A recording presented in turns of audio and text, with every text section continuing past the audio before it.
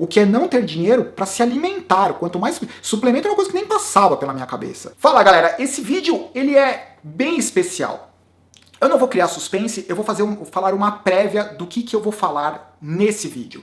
Primeiro, sobre um dos melhores vídeos que você pode assistir sobre mountain bike, que resume tudo que aconteceu no mundo do mountain bike nos últimos 20 anos. O último, então, não sei se é o último, mas o vídeo que a Renata Falzoni fez sobre o posicionamento ou como o Avancini ele tá andando na bicicleta.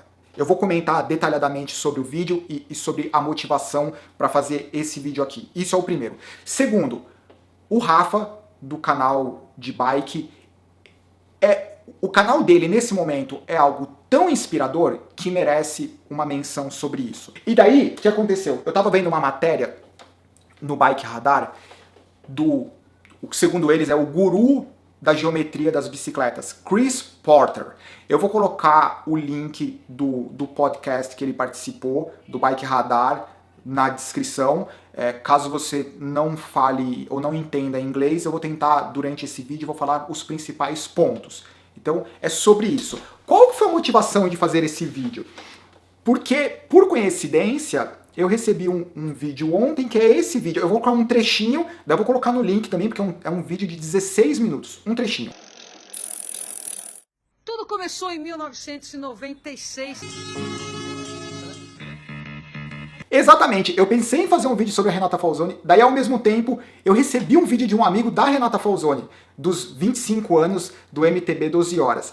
E por que ele me mandou esse vídeo? Porque o Sérgio Lovesi, para quem é de São Paulo sabe da loja Ciclovesi, então ele é uma referência, a gente acabou se tornando super amigo, e eu participei, as pessoas talvez não saibam, mas eu participei durante 9 anos consecutivos do MTB 12 horas, categoria solo. Então, eu participei de 97 a 2006, durante 9 anos. E tem uma mensagem especial, porque quando eu for falar do vídeo da Renata Falzoni, obviamente eu vou falar sobre novas tecnologias, sobre novos equipamentos, que hoje eles realmente fazem diferença, e eu sei que isso pode causar uma sensação de que eu não tenho o último equipamento, mas eu tenho que curtir o meu equipamento. 1996 foi o primeiro ano do MTB 12 horas. Nessa época, eu não tinha dinheiro nem para ter uma bicicleta. Eu sempre tive envolvimento com a bicicleta, desde pequenininho. Por alguns acontecimentos na minha vida pessoal, esse sonho foi interrompido. Em 1996, eu estava trabalhando como estagiário em 2 lugares, na Biorritmo, no José Rubens Delia. Eu morava num cortiço na rua Belenzinho, na rua Cajuru, no bairro do Belenzinho, em São Paulo. O que é um cortiço? É um jeito bonitinho de falar que você tem um barraco, literalmente, barraco de madeira, teto de madeira, numa ruazinha, numa vila. Então eu morava nesse barraco. Consequentemente, eu não tinha absolutamente dinheiro para nada, muito mal para comer, quanto mais para naquele momento ter uma bicicleta. Quando apareceu o MTB 12 horas, eu falei, eu não acredito que eu não tenho como fazer. Eu com água na boca de fazer aquilo e eu não podia, porque eu não tinha equipamento, não tinha dinheiro para inscrição, mal tinha dinheiro para comer, então eu não pude fazer. 1996. E eu prometi que se eu conseguisse fazer em 1997, e eu iria fazer tudo para que isso acontecesse, eu iria fazer vários anos consecutivos na categoria solo MTB 12 horas. E foi isso que eu fiz durante 9 anos consecutivos, completei os 9 anos na categoria solo. Então, só para mostrar um pouco, porque eu sei que pode, de repente, quando eu falo sobre alguma coisa de equipamento, é fácil falar, né? Aí em Miami, cheio de bicicleta, não sei o quê. Assim, cada um tem a sua história, e eu entendo muito bem. Eu sei na pele, literalmente na pele, o que é não poder ter um equipamento. Eu sei o que é não ter dinheiro para ter uma bicicleta. O que é não ter dinheiro para se alimentar. Quanto mais... Suplemento é uma coisa que nem passava pela minha cabeça. Entendeu? Para literalmente se alimentar. Então, por isso que eu sou super envolvido com alguns movimentos que trazem essa coisa raiz da bicicleta. Eu sei que várias pessoas não entendem, eu sei que existem vários defeitos no rachão do Milão, mas é uma oportunidade que várias pessoas nunca vão entender. Tem várias pessoas que nunca vão entender o que é não ter dinheiro para uma competição, mal ter dinheiro para se alimentar, e você ter a oportunidade de ir fazer uma competição num lugar onde você é bem-vindo, independente da condição financeira que você tem. Essa é a minha ligação com o 12 horas, e é isso. Amo tudo que passou, agora é uma coisa diferente, mas eu continuo fazendo o meu esforço para que pessoas tenham acesso, e ao mesmo tempo que elas tenham acesso a equipamento, para que elas tenham certeza que elas podem se divertir com o que elas tenham, certo? Antes de falar do vídeo da Renata, eu vou deixar por último, falar sobre o canal do Rafa, do canal de bike, porque nesse momento é tão difícil você assistir o YouTube e realmente assistir um programa que é leve, um cara que é inspirador, que tá viajando, que gera desejo positivo, que não tem crítica, não tem polêmica, não maltrata as pessoas que assistem. E, tipo, se você tiver que escolher um canal para você se inscrever e ter certeza que o que você vai assistir é algo que é motivador e que é leve, que não vai trazer nenhum questionamento pesado e etc., vai lá no Rafa. Assiste os últimos vídeos dele, provavelmente você já assistiu. Cara, um visual maravilhoso, daí a pessoa fica pensando quando que ela vai poder fazer a próxima viagem. Bikepack é algo que é super acessível para qualquer pessoa, as imagens são lindas. Eu vi um comentário de um cara que falou assim, pra que Netflix se a gente tem essas imagens? Exatamente isso. Rafa, eu acho que todo mundo que assiste só tenho que agradecer ao momento leve de entretenimento que você nos proporciona colocando as suas viagens. Falando em relação ao vídeo da Renata que ela colocou do posicionamento, eu acho que é o melhor vídeo sobre mountain bike que você pode encontrar nos últimos 20 anos. Por quê? Se você olha do ápice das bicicletas Aro 26 mountain bike ao que ela é hoje, houve muita evolução, houve muita mudança. E se você pegar todas as informações que ela vai cruzando com o que o Avancini está falando e etc., você começa a perceber, em resumo, alguns aspectos. Primeiro, o que faz diferença sobre a bicicleta é o ciclista. E o que eu estou querendo dizer por isso não é a força e etc. É literalmente uma questão física. Quando você entra num carro, né, você representa o percentual muito pequeno do carro como um todo. Né? Você pesa 60, 70 quilos, o carro pesa 800 quilos, 900 quilos. Então você não é nada, você não interfere no equilíbrio do carro. Quando você vai para a bicicleta, você é 70, 80 quilos e a sua bicicleta são 10 quilos. Então o que eu quero dizer com que você faz diferença é como você se movimenta na bicicleta tem uma influência muito maior do que qualquer equipamento. Não adianta você pegar uma bicicleta que é fantástica, se você não sabe se movimentar sobre a bicicleta, você não vai ter vantagem. Se você pega um cara que tem uma bicicleta super simples e ele sabe se movimentar sobre a bicicleta, ele consegue ter vantagem sobre um cara que tem uma bike fantástica, porque o corpo dele que faz diferença. Então, isso é o mais importante. Se você pegar um cara que sabe se movimentar sobre a bicicleta com uma bicicleta péssima, ele continua tendo uma melhor performance do que aquele cara que espera que a bicicleta faça por ele.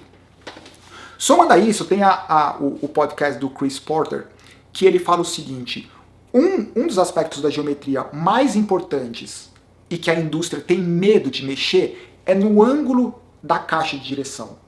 Ele falou que o ângulo da caixa de direção tem uma influência tão grande e ele descreve qual é essa influência.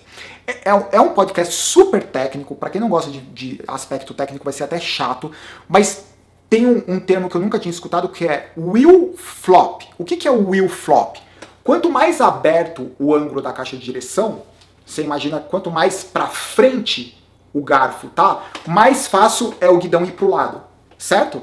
Então assim, imagina o garfo bem inclinado para frente, se você deixar a bike em pé, o guidão vai ir para um lado para o outro. Quanto mais em pé é o ângulo, menor é a chance da roda girar. Então, por que a indústria tem medo de mexer no ângulo da caixa de direção? Porque quanto mais aberto, maior a tendência da frente ficar solta.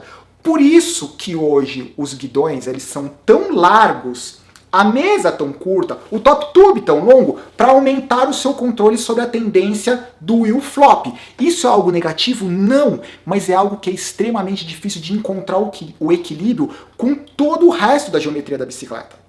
Né? Daí quando você soma isso ao vídeo que a Renata fez, lembra, assiste o vídeo, o momento que ela fala, na época que ela aprendeu a andar de mountain bike, pra vocês terem ideia, o primeiro ano, ou os 2 primeiros anos do MTB 12 horas, eu fiz com a bike com garfo rígido.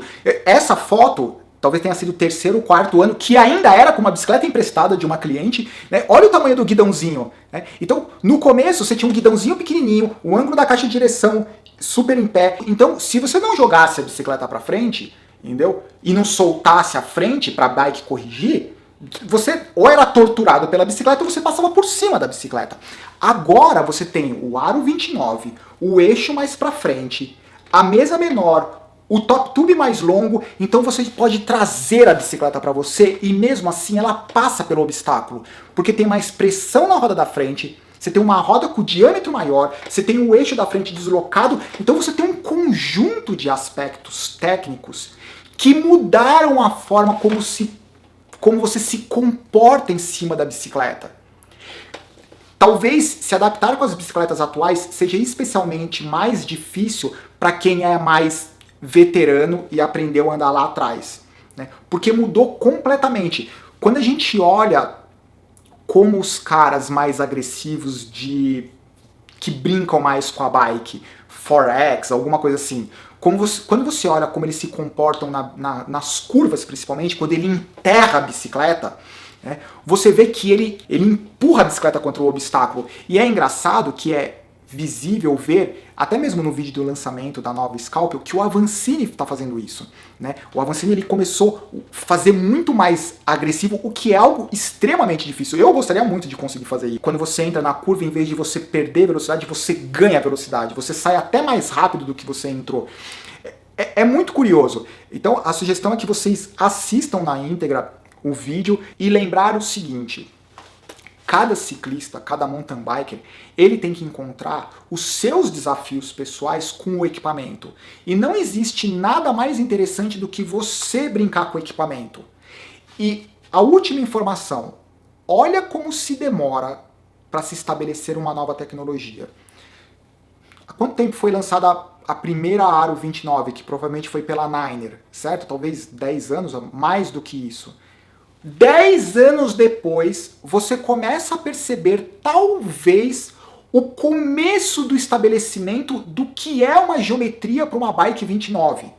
Olha só, né? Do começo lá, as primeiras bikes Aro 29, elas eram péssimas. Por isso que durante tanto tempo, vários ciclistas profissionais, um maior exemplo, o Nino Schurter, ele usava 27,5, lá no comecinho era 26, porque as bicicletas, para quem tinha sensibilidade, as bicicletas 29 do começo eram muito ruins, né? E se você pegar as bikes 29 dos últimos 2, 3 anos, elas estão muito diferentes do que elas eram. Essas bicicletas dessa última geração, elas não são marketing. Mas ainda eu acho que existe, se fosse o momento de investir, qual o melhor, nunca dá pra ter certeza qual o melhor momento de comprar uma bike nova, mas se esse é o melhor momento, eu acho que não. Porque esse lance de não, teve uma onda das bicicletas com super curso, né? Eles estão tentando colocar ainda o 120mm. Só que se você escutar o podcast do Chris Porter, existe uma tendência, por exemplo, no downhill, eles continuam usando 200mm, mas o que eles estão fazendo, eles estão usando a suspensão muito mais firme. E eles não estão usando mais os 200mm, ou seja, eles têm 200mm, mas eles não usam todo o curso. Então já existe uma reflexão sobre para que tanto curso, né? Daí quando você passa para 160, 120, começa a ter a mesma discussão. Para que eu quero tanto curso se eu tenho uma geometria e um estilo de pilotagem que não exige mais tanto curso? Na verdade, esse excesso de curso, ele está tirando uma resposta mais rápida da bicicleta. Ele está absorvendo muito os pneus que são mais largos, a geometria que é mais aberta. Senão você acaba tendo uma bicicleta que é muito lenta, que absorve muita coisa e tira a capacidade do seu corpo se mover sobre a bicicleta. Eu acho que é isso. Assistam os vídeos do Rafa. É algo extremamente prazeroso de assistir agora, por exemplo, no começo da noite. Assistam esse vídeo da Renata. E é isso. E o que importa no final das contas, divirta-se e tente explorar o equipamento que você tem. E o momento de tomar a decisão de comprar um novo equipamento é que realmente você percebe que assim, eu já esgotei as possibilidades do meu equipamento. Eu preciso explorar outros equipamentos. E não se convença imediatamente, porque você comprou um novo equipamento, ele é melhor. Qual que é o grande benefício dos profissionais? Porque eles podem pegar um equipamento novo e eles podem falar assim, eu não gostei. Quando a gente tem que comprar, a gente quer ficar se convencendo de que é bom. Eu sei que tem várias pessoas nesse momento que elas compraram uma bicicleta e daí a pessoa começa a coçar a cabeça e fala assim, eu não tenho certeza que essa é melhor do que a minha antiga. E isso pode acontecer. Então, escutem ou entre lá no site do Bike Radar para ver o podcast. E é isso, galera. Acho que o vídeo de hoje, esse vídeo virou quase que um podcast, um videocast, seria ideal para sexta-feira. Eu não sei quando que eu vou colocar no ar, mas eu espero que vocês tenham gostado de todas as informações. Abraço, tchau!